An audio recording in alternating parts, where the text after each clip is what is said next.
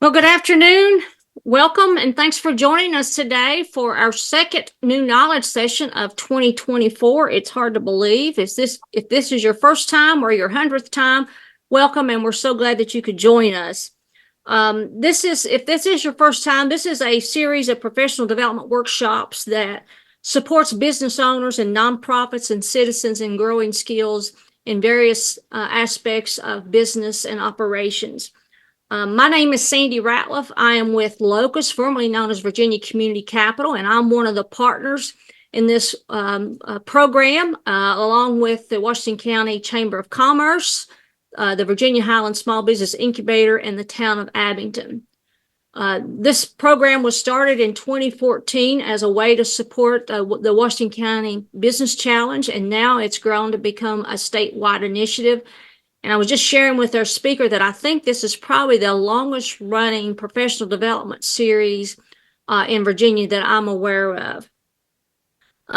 This session is being recorded for education and training purposes. And after the session, this will be uploaded, the video, to our New Knowledge YouTube channel. Just go to youtube.com/new knowledge, and you'll find over 200 workshops that we've done since 2015 when we started recording this. But it'll also be available on the Virginia Highlands Small Business Incubator's Facebook page. So there's various ways that you can find this. And if you would like a listing of all of the workshops that we've done since 2015 and the links, just let me know and I'll be happy to share that. I'm going to turn it over to my co-host today, Kathy Lowe. She is the Executive Director of the Virginia Highlands Small Business Incubator, and she will introduce our speaker and serve as moderator. Kathy, I'm turning it over to you. So we're very pleased today to welcome actually somebody that works in my building every day, Rusty Little with the Wellspring Foundation. Rusty started his career at Brown Edwards and worked there for 4 years. Then he went to Highlands Union Bank and was the chief accounting officer, the risk officer, the chief financial officer, and now he is director of finance for Wellspring Foundation. So please, if you have questions, put them in the Q&A or the chat, and I will turn it over to Rusty. Thank you, Kathy. Good afternoon, everyone. I appreciate everyone joining this session. As Sandy said, well, this is my first time participating in New Knowledge, and I'm really looking forward to it. So we're going to cover business entity types and benefits today. Virginia is a business-friendly state, and as such allows for various types of businesses and business structures to fit almost every need.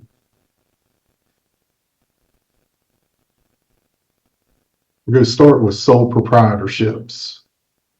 So this is the simplest and most common business type. Sole proprietorships may only have one owner. You don't need to register a proprietorship with the State Corporation Commission unless you use a fictitious name or doing business as DBA. The only real requirement to become a sole proprietorship is you must have sold a product or a service at least one time. This structure holds you as the owner at the center of the business and does not create a separate legal entity. So that means that all of your assets are connected to the business and there's no legal shield in between. So as you can imagine, this can have a very serious effect on your finances if your business incurs debts or losses, because all of those come back to you directly. Sole proprietorships are considered pass-through entities. So this means that any income that you generate through that sole proprietorship is going to be reported on your Form 1040 on Schedule C. The benefit of that is that you're typically taxed at a lower rate as an individual. So due to the vulnerability inherent in this business structure, sole proprietorships aren't a good idea for more risky business ventures. If the business fails after a lot of personal investment, you as the owner are going to feel those losses. Straightforward and low-risk businesses can find this is a very useful business structure. It's really easy to form and pretty straightforward to manage. Sole proprietorships can provide a quick and simple entity for you to test your business idea before you actually take it into full gear.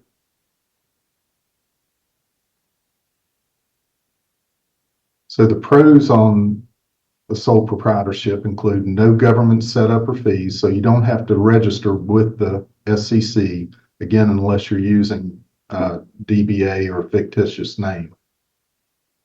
As a pass-through entity, there's very few tax complications.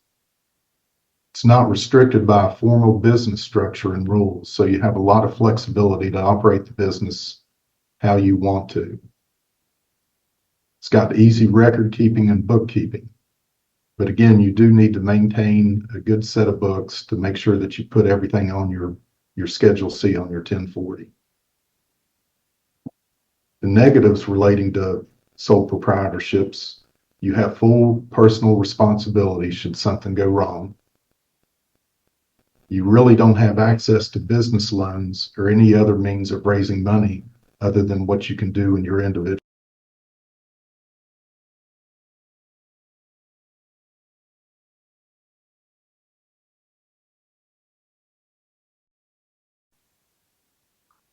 So we're going to move on to partnerships.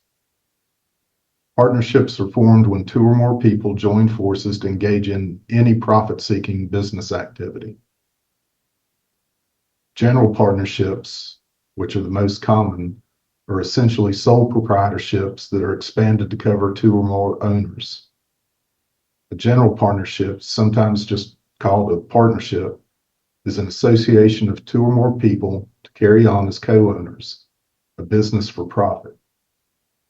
Each partner contributes money, property, services in return for an interest in the general partnership. They each share in the profits and losses of the partnership's business and have equal rights in the management and conduct of the partnership's business. A general partnership is an entity distinct from its partners, and each partner is liable for the obligations of the general partnership. There is no requirement to file a registration with the SEC for a general partnership. Limited partnerships are like general partnerships, but they have an added layer of liability protection. In a limited partnership, there are essentially two levels of partners: general partners and limited partners. The general partner exercises control over the management of the day-to-day business. Limited partners contribute money, property, services in return for an ownership interest in the partnership and to share in the profits and losses with the general partners in accordance with a written partnership agreement, or if there's no agreement, the value of the unreturned contributions made by each partners or their equity stake. A limited partnership is an entity distinct from its partners. Generally, the limited partners are not liable for the obligations of the limited partnership.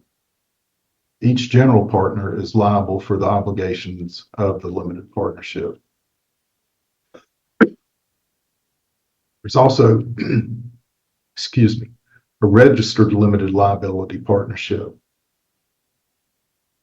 This is also called a limited liability partnership, and it's a status granted to a general partnership or a limited partnership that has registered for this status in the jurisdiction of its formation. Once registering, the partners of the general partnership and the general partners of the limited partnership are not held liable for the obligation of the general partnership or the limited partnership that arise after the registration. So it's a way for the general partners to add an additional layer of protection against personal liability.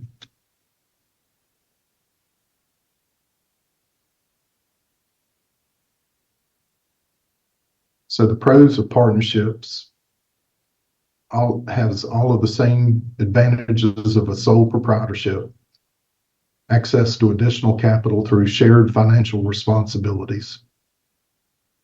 Division of labor can lead to specialization. Cons or the negatives are that they're generally informal arrangements. You're going to have a lower percentage of the overall profit due to having to split it with the partners. The liability for the actions of your other partners, and a chance for conflict with the partners.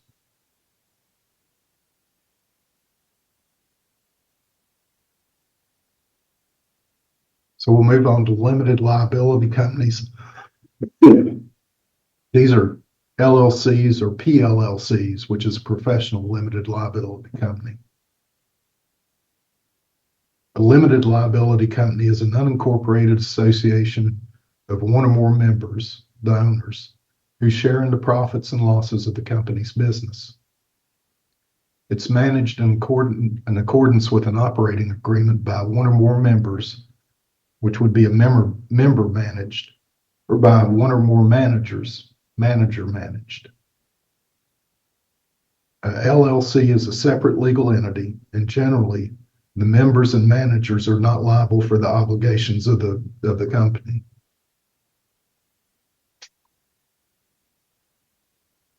Professional LLC is an LLC that's organized for the sole and specific purpose of rendering the professional service of whatever profession. It could be pharmacists, doctors, physical therapists, the list goes on. But it's primarily for those professional designations. Both LLCs and PLLCs are required to file with the State Corporation Commission or complete and submit their articles of organization with the State Corporation Commission.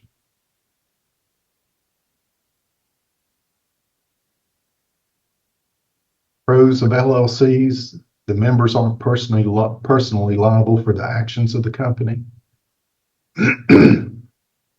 It is a pass-through entity for federal taxation on the profits, which means that those profits are taxed at the individual level, not at the corporate level. They're inherently flexible structure, and it best suits businesses with less than a few hundred employees. They're easy to start and maintain with very little administrative costs.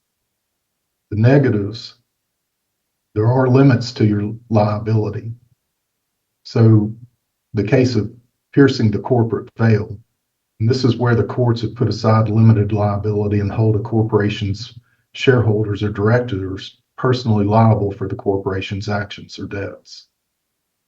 You also have to pay a self-employment tax with an LLC.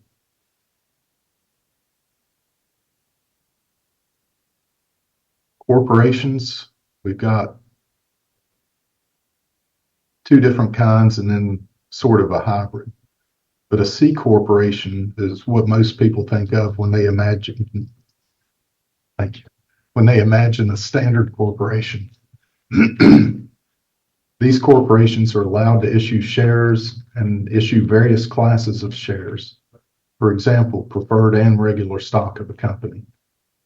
These corporations also must pay taxes at two separate stages. The corporation first pays taxes on its income, and then the shareholders must pay taxes on the income they receive from the corporation. These conditions are largely what separate a C corporation from an S corporation. So there's two types of C corporations in Virginia. There's stock corporations, which are authorized to issue shares to persons who become shareholders, the owners of the corporation, and non-stock corporations, which may have members but not owners. Stock corporations are usually formed to generate a profit for the shareholders. Non-stock corporations are usually organized for not-for-profit purposes, such as a tax-exempt charitable organization or a property owners association. Generally, the officers, directors, shareholders, and members are not liable for the obligations of the corporation. Another type is a professional corporation, which is a stock or non-stock corporation that's organized for the sole and specific purpose of rendering professional services. Very similar to a professional LLC. So pharmacists, physical therapists, veterinarians. These people typically incorporate as a professional corporation. As a corporation, you must file a registration statement or your articles of incorporation. Whoops, sorry.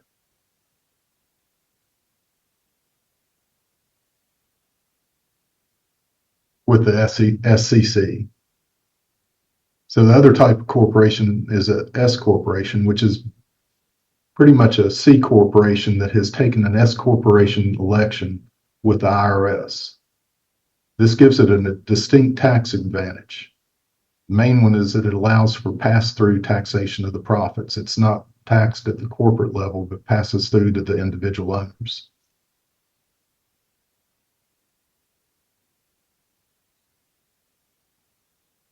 Pros of corporations: you have strong liability protections. You've got flexible income and salary options. There's easier financing through the sale of stock and other methods. Negatives: it's expensive to set up and maintain due to the legal requirements and the reporting costs. And you have double taxation. You have tax at the corporate level and tax at the individual level when you receive dividends or payments from the corporation.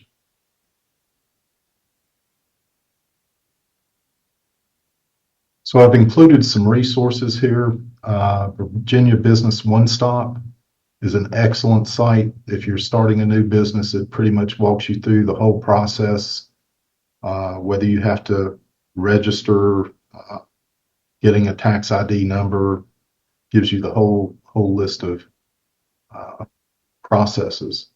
And then also the Virginia State Corporation Commission has some good resources for each of these individual business types.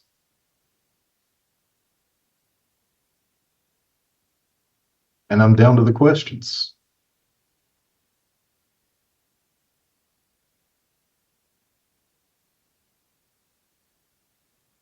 Does anybody have any questions for Rusty on the types of corporation discussed? I have a point of clarification. So,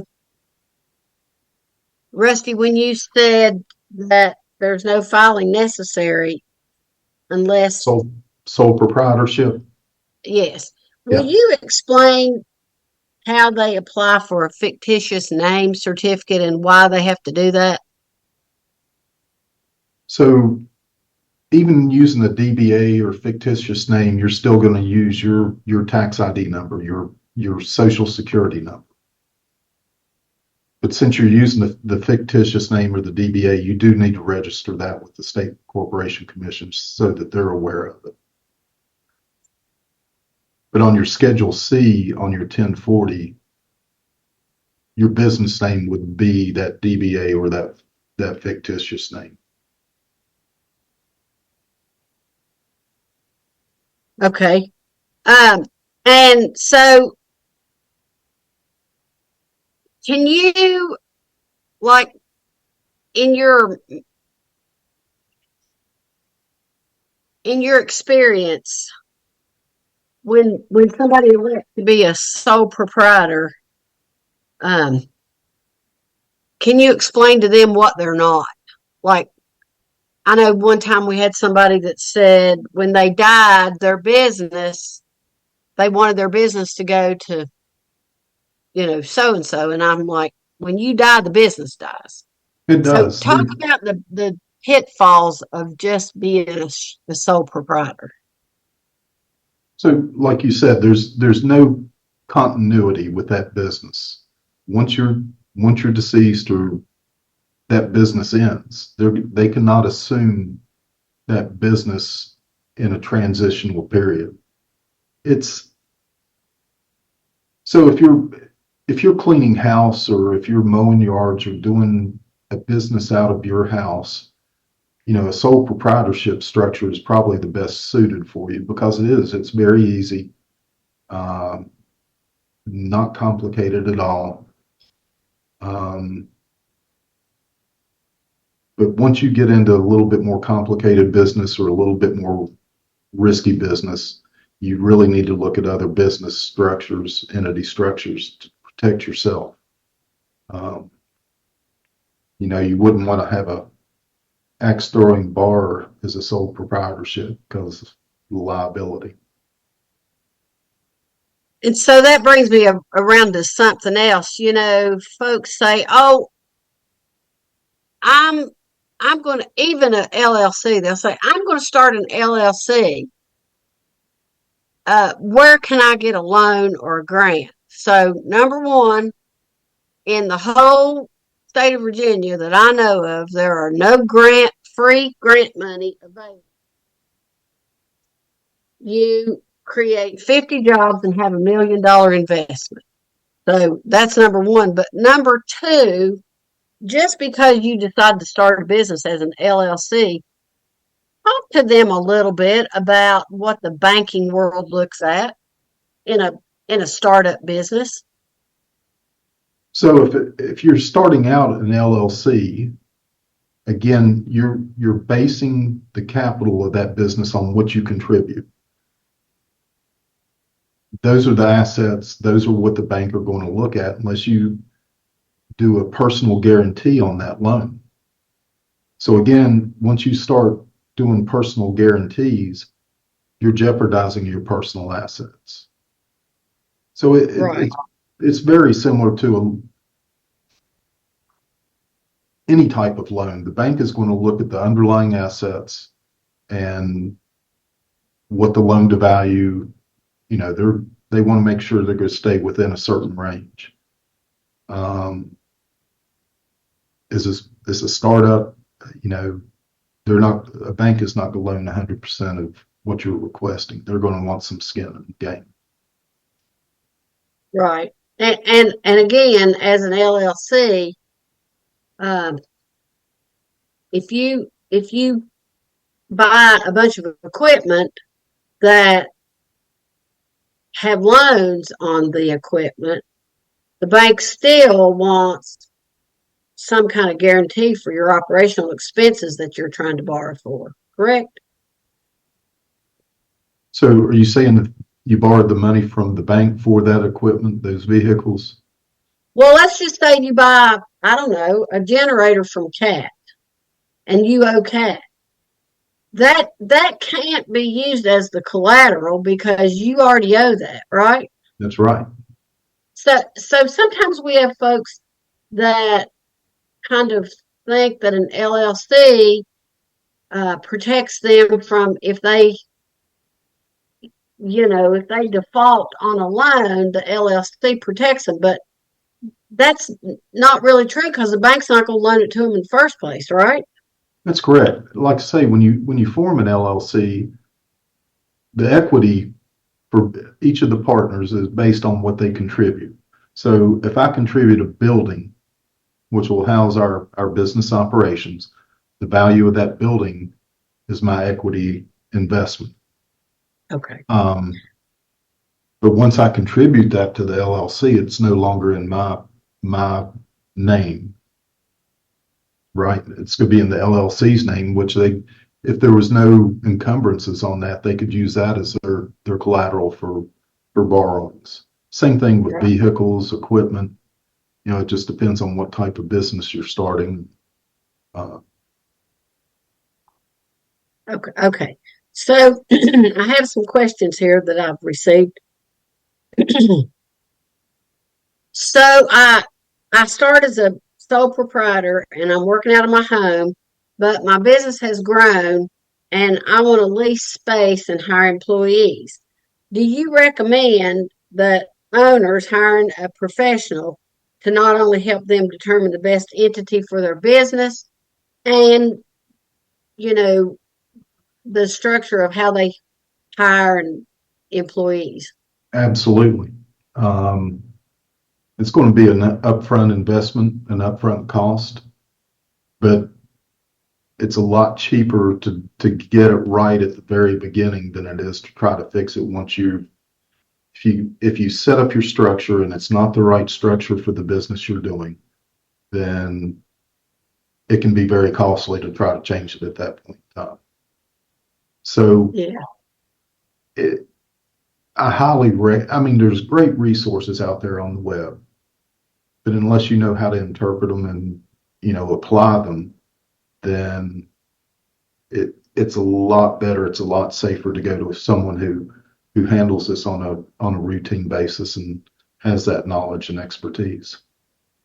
Right. So when somebody says, "Well, I don't have $500 to pay a lawyer," uh, you might not have it now, but I believe I'd rather borrow it now than to have to pay a CPA $1,500 to straighten my books out because they didn't start out right in the first place, right? Right. Because Because once you start filing income taxes, you can't change the way you file on something easily, no, right? I mean, if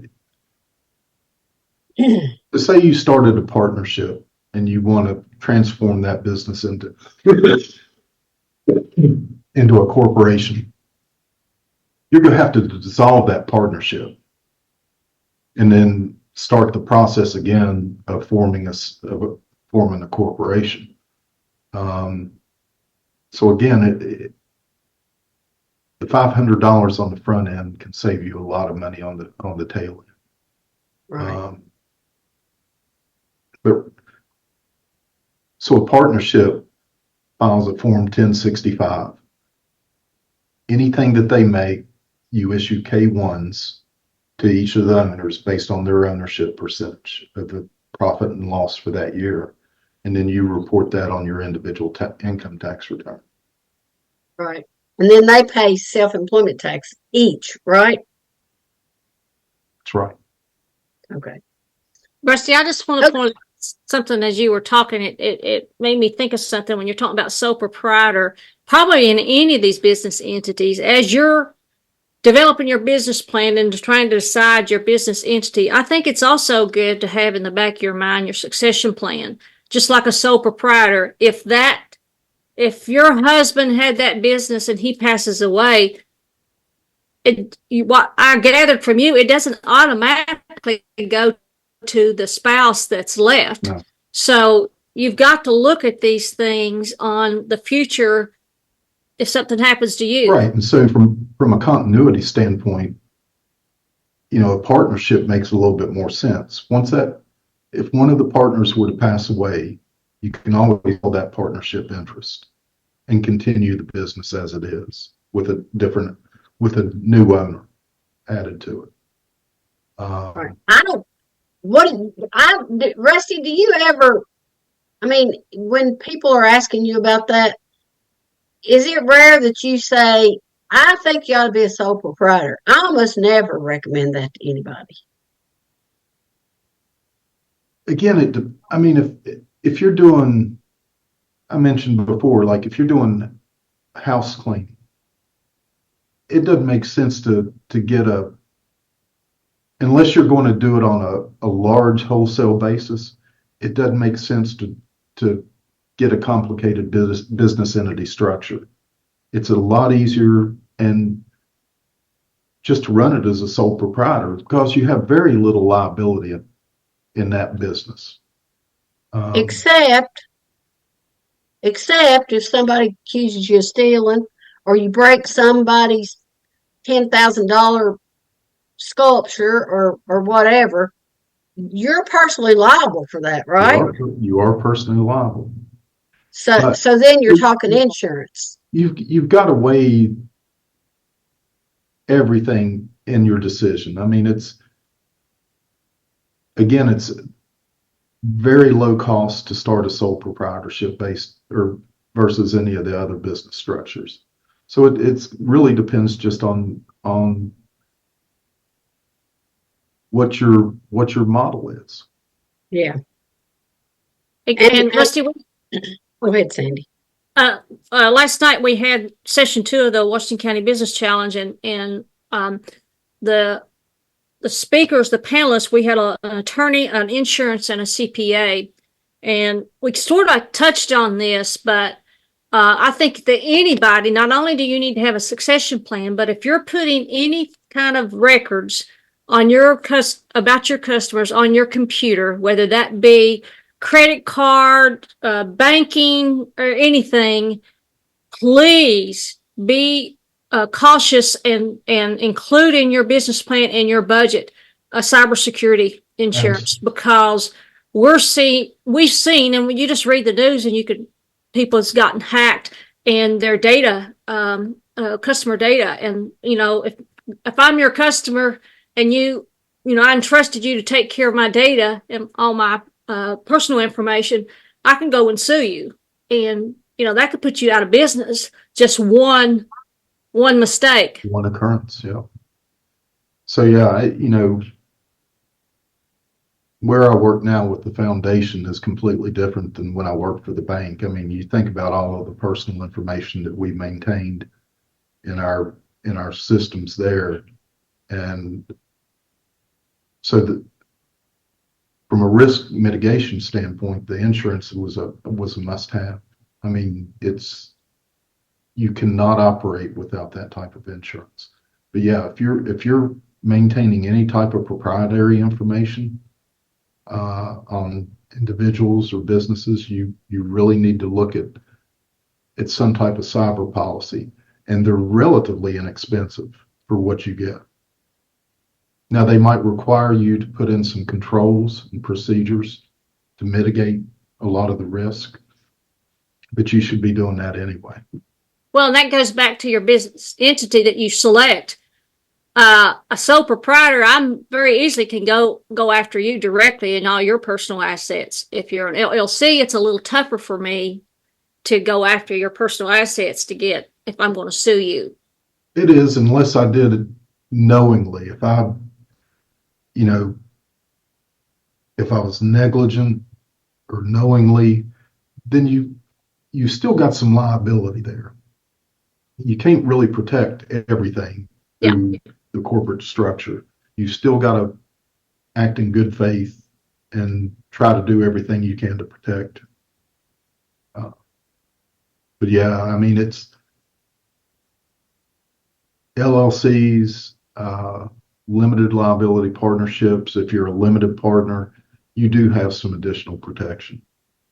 And again, under a C Corp status, you can have a lot of protection. And not only cybersecurity and have a succession plan, but before you set up your business and determine your name, you really need to go to the State Corporation Commission and to see if anyone else has that name and used it. Because I worked with a company, actually they were in Glade Spring. I don't even know if he's still in business now, but he did plumbing work. And when they started their business, they came up with a name, they set it up.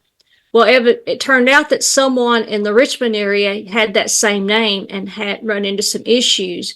But the courts in Richmond were going after the folks in Glade Spring who were not that. And it's just, again, you said it earlier, you need to do it right as you go into it the first time, because whatever you do can impact all kinds of things in your business going forward. And you can go, the State Corporation Commission has a search where you can look to see if that business name is registered.